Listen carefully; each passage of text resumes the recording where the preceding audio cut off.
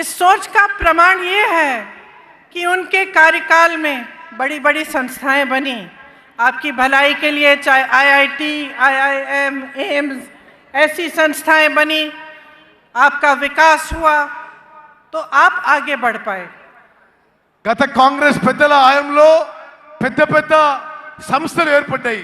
IIT కానీ IIM కానీ ఇటువంటి అన్ని దేశానికి ఎంతో లాభం చేసిన సంస్థలు ఏర్పడే విషయం కూడా నేను గుర్తు చేస్తున్నాను. तो जो कांग्रेस की सरकारें बनी वो जनता की सरकारें थी, वो आपको मजबूत बनाने के लिए बनी और उनमें दोनों चीज़ थी, नज़रिया और नियत। अब जब हम नियत की बात करते हैं तो जितने भी काम होते हैं सरकार बगैर सही नियत के वो काम करती नहीं है। अगर सरकार की नियत ये हो कि आपको लूटना है और सिर्फ सत्ता में रहकर भ्रष्टाचार करना है तो वो भलाई के काम नहीं कर पाती। కాంగ్రెస్ ప్రభుత్వాలు నీతి నిజాయితీతో కట్టుబడి ఉంటాయని చెప్పి నేను మనవి చేస్తున్నాను. ఇప్పుడు మీరు చూస్తున్న ప్రభుత్వాలు అవినీతితో మోసపూరిత విధానం అవలంబిస్తున్న విషయం కూడా మీరు గమనించాలని చెప్పి మనవి చేస్తున్నాను. तो आज हम सब इस मंच पे खड़े हैं और आपके सामने खड़े होकर हमने ये बात कही है कि तेलंगाना के लिए कांग्रेस पार्टी ने एक रोड मैप, एक विजन बनाया है। ఈ రోజు మీ అందరికీ మనవి చేస్తున్నా, కాంగ్రెస్ పార్టీ తెలంగాణ రాష్ట్రానికి ఒక రోడ్ మ్యాప్, ఒక విజన్ తయారు చేసి ఈ రోజు మీ ముందుకు వస్తున్నానని చెప్పి నేను మనవి చేస్తున్నాను. आपके लिए गारंटी लाए हैं। गारंटी क्या है? गारंटी वो चीज़ें हैं जो हम आज आपको बताना चाहते हैं कि हम आपके लिए करेंगे। और जितने भी कांग्रेस के प्रदेश हैं जिनमें हमने ऐसे गारंटी सामने रखे, उनमें हमने वो काम अभी से शुरू कर लिया है। మీ ముందుకి 6 గ్యారెంటీలు తీసుకొస్తున్నాం. గ్యారెంటీలు అంటే ఏంటిది? మేము ప్రభుత్వంలో రాగానే తెలంగాణ ప్రజలకు ఏమేం కార్యక్రమాలు చేయబోతున్నామో మరో విషయం మీకు చెప్పాలి. ఏ రాష్ట్రంలో మేము అధికారంలో వచ్చినా మేము ఇచ్చిన హామీలు, గ్యారెంటీలు అమలు చేసి చూపెట్టామని చెప్పి నేను మనవి చేస్తున్నాను. मेरी बहनें यहाँ बैठी हैं, आप दिन रात मेहनत करती हैं, मैं जानती हूँ, और पूरे समाज का जो बोझ है आप अपने कंधों पर लेते हैं। बच्चों की परवरिश, घर की देखभाल, उसके साथ साथ बाहर जाके काम करना, खेती में मेहनत करना, या कोई नौकरी हो तो वहाँ नौकरी करना, ये सब आप करती हैं। और आज आप कितनी महंगाई का सामना कर रही हैं, चाहे गैस का सिलेंडर हो, चाहे तेल हो, चाहे कुछ भी हो। जब आपको खरीदने जाना होता है तो आपको 10 बार सोचना पड़ता है कि हम ये खरीद पाएंगे, घर ला पाएंगे कि नहीं। कोई घर पे बीमार पड़ता है तो आपके दिल में ये बात आती है कि दवाइयाँ कैसे खरीदेंगे, उनका इलाज कैसे करवाएंगे। అక్కలు చెల్లెలు మీ జీవితాలు ఎంత కష్టంగా జరుగుతున్నాయో నాకు తెలుసు. మీరు పిల్లల్ని పెంచాలి, ఇంటి పని చూసుకోవాలి, వ్యవసాయం పని చూసుకోవాలి, ఎవరైనా బయట కూడా పని చేస్తుండొచ్చు. మీరు ఇన్ని పనులు చేస్తూ ఈ ధరల పెరుగుకి తట్టుకోలేకపోతున్నారు. గ్యాస్ సిలిండర్ ధరలు పెరుగుతున్నాయి, అన్ని ధరలు పెరుగుతున్నాయి.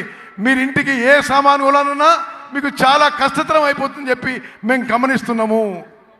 और ये सब मेहनत, ये संघर्ष, इन संकटों का सामना आप इसलिए करती हैं ताकि आपके बच्चे बड़े होकर अपना भविष्य बना पाएं। మీరు అంతా ఎందుకు కష్టపడుతున్నారు? మీ పిల్లలు పెద్దోళ్ళై ప్రయోజకులై మంచి భవిష్యత్తు ఉండాలని చెప్పి నా అక్కలు చెల్లెళ్ళు మీరు కష్టపడుతున్నారు. लेकिन यहाँ आज परिस्थिति ये है कि 40 लाख युवा बेरोजगार हैं। కానీ ఈరోజు తెలంగాణలో పరిస్థితి ఏంటంటే 40 లక్షల మంది మీ పిల్లలు, 40 లక్షల మంది మన పిల్లలకి నిరుద్యోగులుగా తెలంగాణలో నిలిచిపోయిన విషయాన్ని మనం చేస్తున్నాను. बीआरएस ने वादा किया था कि हर परिवार को एक नौकरी दिलवाई जाएगी। आज लाखों पद खाली हैं लेकिन नौकरियां नहीं दी गई हैं। బీఆర్ఎస్ పార్టీ ఇంటికో ఉద్యోగం చెప్పిండ్రు, ఇంటికో ఉద్యోగం. కానీ ఈరోజు లక్షల ఉద్యోగాలు ఖాళీగా ఉన్నా బీఆర్ఎస్ పార్టీ ఉద్యోగాలు నింపలేదనే విషయం మీరు గమనించాలి. और स्थिति ये है कि भर्तियों में भी भ्रष्टाचार है। एक बच्ची ने आत्महत्या की और उस पर भी सवाल उठाया गया कि उसने एप्लीकेशन ही नहीं भरा था।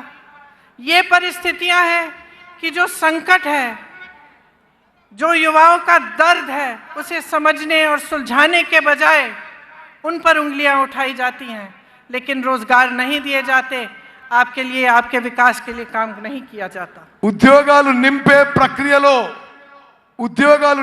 ప్రక్రియలో బిఆర్ఎస్ ప్రభుత్వంలో అవినీతి జరుగుతుంది. చాలా మంది యువకులు తట్టుకోలేక ఆత్మహత్య చేస్తుంటే వారి క్యారెక్టర్ మీద కూడా ఈ ప్రభుత్వం పెద్దలు ఏలెత్తి చూపుతున్నారు. ఉద్యోగాలు ఇవ్వకపోగా ఉద్యోగంలో నింపే ప్రక్రియలో ఈ టిఆర్ఎస్ ప్రభుత్వంలో అవినీతి లూటీ జరుగుతున్న విషయం నేను మనవి చేస్తున్నాను. उस्मानिया जैसी यूनिवर्सिटीज में अध्यापकों और पैसों की कमी है। एक भी नई सरकारी यूनिवर्सिटी नहीं बनाई गई। इनके पूरे कार्यकाल में आप देखेंगे तो सिर्फ प्राइवेट यूनिवर्सिटियां बनी हैं और उनमें से आधी इन्हीं के नेताओं की है, ताकि आपको फीस बड़ी बड़ी भरनी पड़े लेकिन आपके लिए सही सुविधा नहीं बने। ఉస్మానియా లాంటి యూనివర్సిటీలో టీచింగ్ నాన్ టీచింగ్ ఫ్యాకల్టీకి రిక్రూట్మెంట్ జరగలేదు.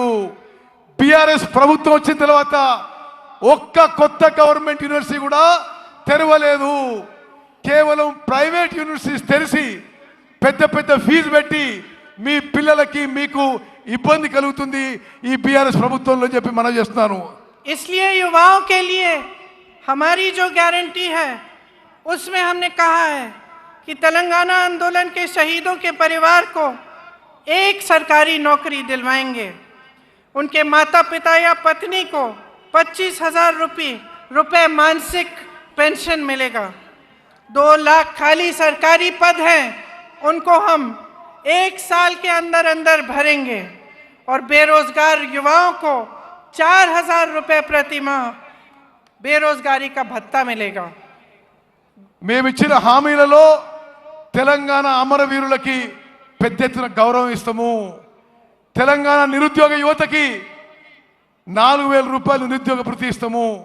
తెలంగాణ నిరుద్యోగ యువతకి 5 లక్షల రూపాయలు ఇవ్వబోతున్నాము. తెలంగాణలో ఉన్న ఖాళీగా ఉన్న 2 లక్షల ఉద్యోగాలు 1 సంవత్సరంలో భర్తీ చేయబోతున్న విషయం నేను మనవి చేస్తున్నాను. गल्फ देशों में रोजगार की संभावनाओं को मजबूत करने के लिए स्पेशल गल्फ सेल बनाया जाएगा।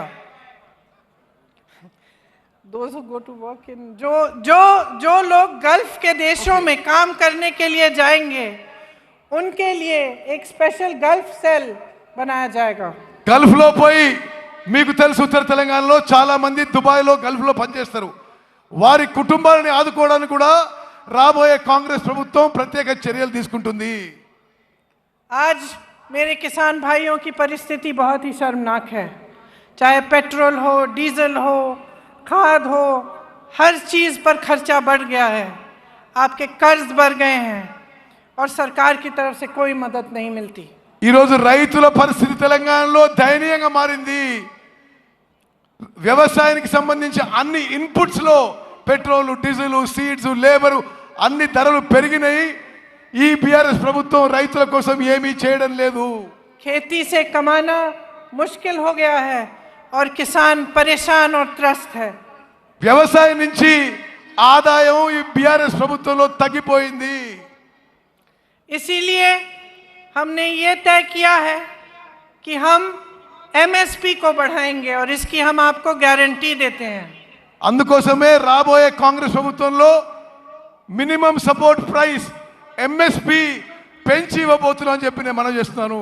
धान के लिए 2,500 रुपये, मक्का के लिए 2,200 रुपये, सोयाबीन के लिए 4,400 रुपये, गन्ना के लिए 4,000 रुपये। అన్ని వ్యవసాయ పంటలకి ఎంఎస్పి పెంచి ఇస్తాము. వరి ధాన్యానికి 2,500, సోయాకి 2,200, షుగర్ కేన్ కి 4,000 రూపాయలు ఇవ్వబోతుందని చెప్పి నేను మనవి చేస్తున్నాను. अरहर की 6,700 रुपये और कॉटन की 6,500 रुपये। పత్తికి 6,500 రూపాయలు ఇవ్వబోతున్నాం. ఈ విధంగా ప్రతి పంటకి ఎంఎస్పి కంటే పెంచి రాబోయే కాంగ్రెస్ ప్రభుత్వం ఇవ్వబోతుంది. किसानों के लिए 2 लाख रुपए तक कर्ज माफ किए जाएंगे। రాబోయే కాంగ్రెస్ ప్రభుత్వం 2 లక్షల రూపాయల వరకు రైతులకి రుణమాఫీ చేయబోతున్నాము.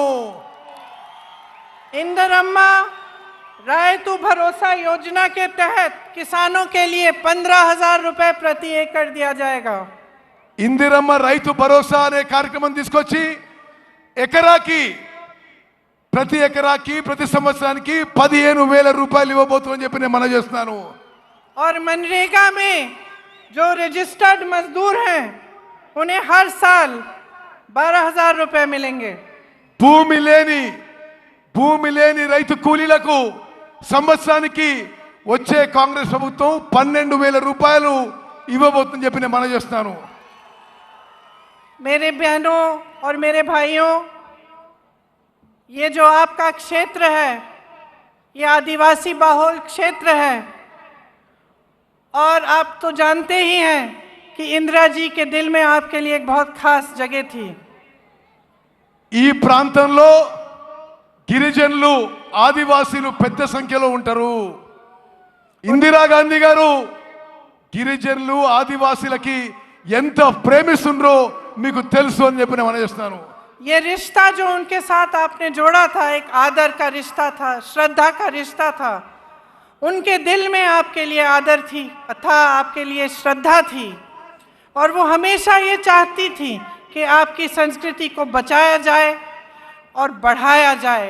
वो हमेशा कहती थी कि आदिवासी संस्कृति ही दुनिया की सबसे आधुनिक और सबसे आगे सोचने वाली संस्कृति थी जिसके जरिए प्रकृति का आदर होता था।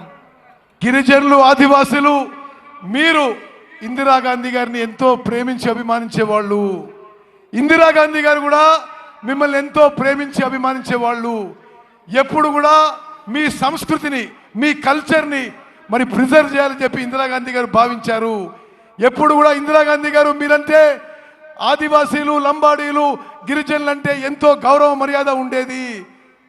ఆదివాసీలు గిరిజనులు వారి గురించి మీకు ఎంతో ముందు చూపు ఉందని చెప్పి ఇందిరాగాంధీ గారు భావించేవారు. लेकिन अफसोस की बात है कि आज आपके अधिकार छीने जा रहे हैं। ఈ రోజు ఆదివాసీల గిరిజనుల హక్కులు ఈ బీఆర్ఎస్ ప్రభుత్వ పెద్దలు లాక్కుంటున్నారని చెప్పి నేను మనవి చేస్తున్నాను. जबरन आपको जमीन से बेदखल किया जा रहा है। మీ భూముల నుంచి మిమ్మల్ని ఎలగొడుతున్నారు. आपके लिए जो डेवलपमेंट फंड है उसका आप शायद जानते नहीं होंगे, लेकिन 40% से ज़्यादा अलग अलग कामों में जाता है, लेकिन आपके लिए नहीं डाला जाता। మీకు రావాల్సిన డెవలప్మెంట్ ఫండ్ అభివృద్ధి నిధుల్లో 40% ఇతర విషయాలకి ఉపయోగిస్తుందని చెప్పి నేను మనవి చేస్తున్నాను. हमने तय किया है कि एससी के लिए 18% आरक्षण दिया जाएगा और एसटी के लिए 12%। మేము వచ్చిన తర్వాత ఎస్సీలకి 18% రిజర్వేషను, ఎస్టీలకి 12% రిజర్వేషన్ ఇవ్వబోతుందని చెప్పి నేను మనవి చేస్తున్నాను. अंबेडकर अभय हस्तम के तहत एससी एसटी परिवारों को 12 लाख की मदद मिलेगी। అంబేద్కర్ అభయ హస్తం అనే కార్యక్రమం మేరకు ఎస్సీ ఎస్టీ కుటుంబాలకి 12 లక్షల రూపాయలు ప్రతి కుటుంబానికి ఇవ్వబడుతుందని చెప్పి నేను మనవి చేస్తున్నాను. इंदिरम्मा पक्का हाउस स्कीम के तहत बेघर एससी एसटी परिवारों को घर बनाने के लिए जमीन और 6 लाख रुपए मिलेंगे। ఇందిరమ్మ ఇల్లు పథకం కింద ఎస్సీ ఎస్టీలకు ఇంటి స్థలం ఇస్తూ ప్రతి ఇంటి కింద 6 లక్షల రూపాయలు మీకు ఇవ్వబోతున్నారు. और आदिवासी ग्राम पंचायतों के लिए 25 लाख रुपए दिए जाएंगे। ప్రతి గిరిజన గ్రామ పంచాయతీ ఆదివాసీ గ్రామ పంచాయతీలకి 25 లక్షల రూపాయలు ప్రత్యేకంగా ఇవ్వబోతున్నాము. जब कांग्रेस पार्टी वन अधिकार का एक्ट लाई थी तब 8 लाख से अधिक एकड़ जमीन पर पट्टे दिए गए थे। ఈ ఫారెస్ట్ రైట్స్ యాక్ట్ కాంగ్రెస్ ప్రభుత్వం తీసుకొచ్చినప్పుడు 8 లక్షల ఎకరాలు ఫారెస్ట్ రైట్స్ యాక్ట్ కింద తెలంగాణలో కాంగ్రెస్ ప్రభుత్వం మీకు 8 లక్షల ఎకరాలు ఇవ్వడం జరిగింది. आपको याद होगा कि पोडूलैंड्स के पट्टे आपको मिले थे। పోడు ల్యాండ్స్ పోడు భూముల పట్టాలు గత కాంగ్రెస్ ప్రభుత్వం మీకు ఇచ్చింది. लेकिन बीआरएस सरकार ने ये सब बंद कर दिया. బిఆర్ఎస్ ప్రభుత్వం ఈ కార్యక్రమాన్ని పూర్తిగా నిర్వీర్యం చేసింది, ఆపేసింది. मैंने महिलाओं की बात की. मेरी बहनों, आपके लिए महालक्ष्मी योजना के तहत 2500 रुपए हर महीने दिए जाएंगे. మహాలక్ష్మి పథకం కింద నా అక్కలు చెల్లెళ్ళు మీ అందరికీ నెలకి 2500 రూపాయలు ఇవ్వబోతున్నాము. गैस सिलेंडर 500 रुपए का मिलेगा. और जो लड़कियां शिक्षा प्राप्त कर रही हैं और 18 साल की उम्र से ऊपर की हैं, उन्हें एक इलेक्ट्रिक स्कूटर दिया जाएगा. గ్యాస్ సిలిండరు అందరికీ గ్యాస్ సిలిండరు 500 రూపాయలకే గ్యాస్ సిలిండర్ ఇవ్వబడుతుంది. అదేవిధంగా 18 ఏళ్ళు దాటిన నా చెల్లెలకి చదువుకున్న వాళ్ళకి ఎలక్ట్రిక్ స్కూటీ ఇవ్వబోతున్నాము. देखिए, आपको चुनना है. एक तरफ बीआरएस की सरकार है. शुरू में उन्होंने तेलंगाना की बात की थी, लेकिन आज भाजपा के साथ पूरी तरह से मिल चुके हैं. आज सरकार वो नहीं चला रहे हैं. मोदी जी रिमोट कंट्रोल से चला रहे हैं. బిఆర్ఎస్ వాళ్ళు ముందు తెలంగాణ గురించి ఆలోచన చేసినారు, కానీ ఇప్పుడు పూర్తి స్థాయిలో బీజేపీతో మిలాఖాత్ అయిపోయినరు. బిఆర్ఎస్ బీజేపీ కలిసిపోయినాయి. ప్రభుత్వం రిమోట్ కంట్రోల్తో నరేంద్ర మోదీ నడిపిస్తున్నాడు. Land mafia, sand mafia, mine mafia, wine mafia सबके साथ मिले हुए हैं. जिस तरफ आप देखो, आपको भ्रष्टाचार ही भ्रष्टाचार दिख रहा है. जहां लूट सकते थे वहां से लूट रहे हैं. Sand mafia, land mafia, wines mafia, mines mafia అన్ని కలిసిపోయినాయి బీఆర్ఎస్ ప్రభుత్వంలో. ఎక్కడెక్కడి నుంచి లూటీ చేయాలో మిమ్మల్ని లూటీ చేస్తున్నారు బీఆర్ఎస్ పార్టీ వాళ్ళు. और सरकार का ध्यान महंगाई को मिटाने पर नहीं है, रोजगार बनाने को पर नहीं है, आपको मजबूत करने पर नहीं है. सरकार का ध्यान सिर्फ इन माफियाओं को बचाने में लगा हुआ है. ఈ ప్రభుత్వం యొక్క దృష్టి మీ పిల్లల ఉద్యోగాలు ఇవ్వడంలో కానీ మీ జీవితాలు మెరుగుపరచడంలో లేవు. ఈ మాఫియాలను రక్షించడానికే ఈ బీఆర్ఎస్ ప్రభుత్వం ఉందని చెప్పి నేను మనవి చేస్తున్నాను. रंगारेड्डी जिले में हजारों करोड़ों के जमीन पर घोटाला किया. भूदान की जमीन रिकॉर्ड से ही गायब कर दी. రంగారెడ్డి జిల్లాలో వేల కోట్ల భూములు బీఆర్ఎస్ ప్రభుత్వంలో పెద్దలు లాక్కున్నారు. భూదాన్ మూమెంట్లోని భూములు రికార్డ్ నుంచే తీసేసిండ్రు ఈ ప్రభుత్వం. कांग्रेस के जमाने में इन जमीनों को बेचना खरीदना मना था. కాంగ్రెస్ అధికారంలో ఉన్నప్పుడు ఈ భూదాన్ భూములని అమ్మడం కానీ కొనడం కానీ నిషేధం ఉండింది. आज इन्होंने ये जमीनें भी लैंड माफिया और अपने करीबों को बेच दिया है. వీళ్ళు ఇప్పుడు వచ్చిన వాళ్ళు బీఆర్ఎస్ వాళ్ళు ఈ భూములను కూడా ల్యాండ్ మాఫియాకి వాళ్ళ దగ్గర వాళ్ళకి ఇచ్చేసిండ్రు. आपको ये शब्द याद होंगे, बंगारू तेलंगाना याद है? ये शब्द, ये वादा आपको बीआरएस ने किया था कि तेलंगाना को स्वर्णिम जगह बनाएंगे. బీఆర్ఎస్ వాళ్ళు బంగారు తెలంగాణ చేస్తామని మీకు హామీ ఇచ్చి అష్యూరెన్స్ ఇచ్చి మోసం చేసిన విషయం గుర్తు చేస్తున్నా. लेकिन इन्होंने अपने लिए बड़े बड़े आलीशान महल बना दिए और आपके जो सपनों का महल था वो चूर चूर कर दिया. వీళ్ళు 100 కోట్ల లూటీలు చేసుకున్నారు, పెద్ద పెద్ద బంగ్లాలు కట్టినరు. మీ స్వప్నం కానీ మీ కల కానీ ధ్వంసం చేసింది బీఆర్ఎస్ పార్టీ, బీఆర్ఎస్ ప్రభుత్వం. आपका सपना था कि सामाजिक न्याय होगा. మీ స్వప్నం మీ కల సామాజిక న్యాయం కావాలని ఉండే. सामाजिक न्याय कौन सा? इनके 18 मंत्रियों में से 3 तो सीएम के ही परिवार के हैं और इनके पास 13 मंत्रालय हैं. ఇప్పుడు సామాజిక న్యాయం బీఆర్ఎస్ లో జరుగుతలేదు. 17 మంది మంత్రుల్లో 3 వీరు కుటుంబ సభ్యులే మంత్రులు. 18 మంత్రిత్వ శాఖలు వీళ్ళ కుటుంబం దగ్గరనే ఉన్నాయి. और बीसी की संख्या 50% से ऊपर है, लेकिन मंत्रालय में सिर्फ 3 मंत्री हैं.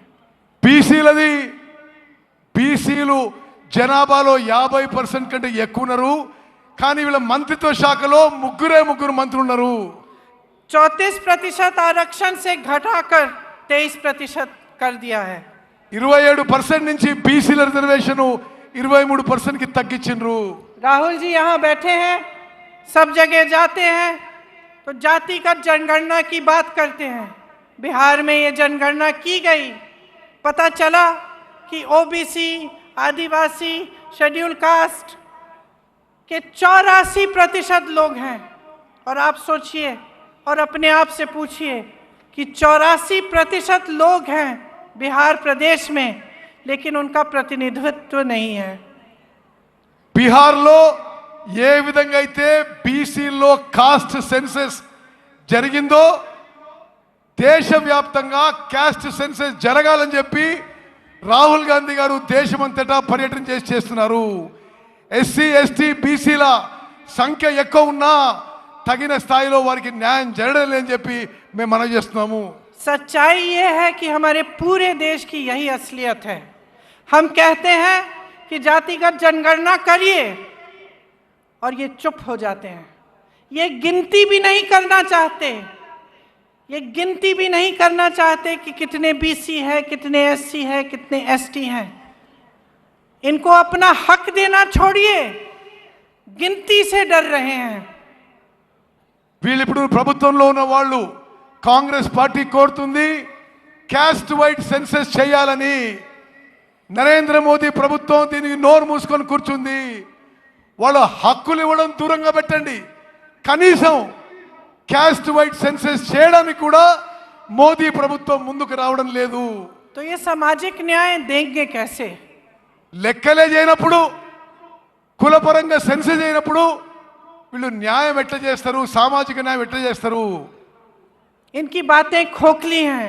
चुनाव के समय बड़ी बड़ी बातें करते हैं, उसके बाद भूल जाते हैं. लूट में, भ्रष्टाचार में, इन्हीं चीजों में व्यस्त रहते हैं.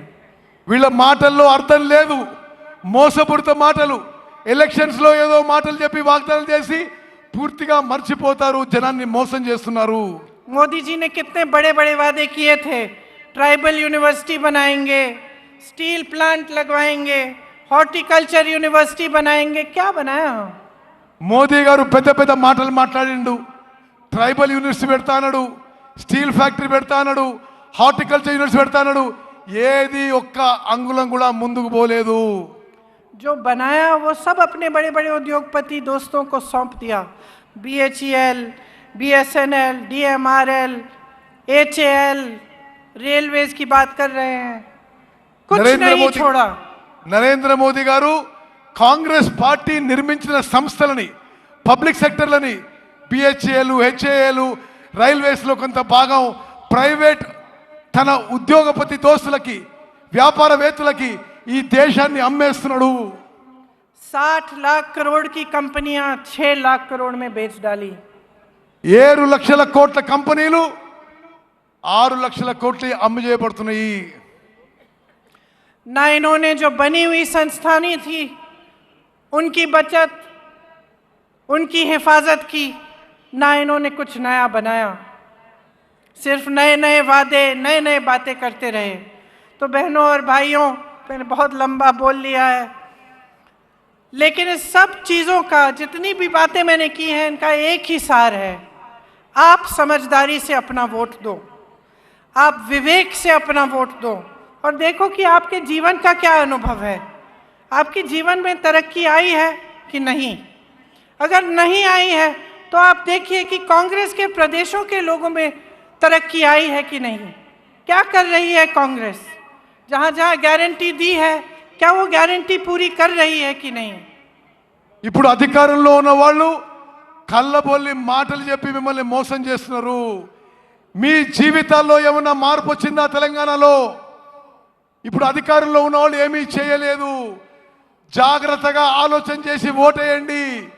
కాంగ్రెస్ పాలిత రాష్ట్రాల్లో సామాన్య ప్రజల జీవితాల్లో మెరుగు వచ్చింది, మీరు కూడా కాంగ్రెస్ పాలిత రాష్ట్రాల దిక్కు చూడండి అని చెప్పి నేను మనవి చేస్తున్నాను.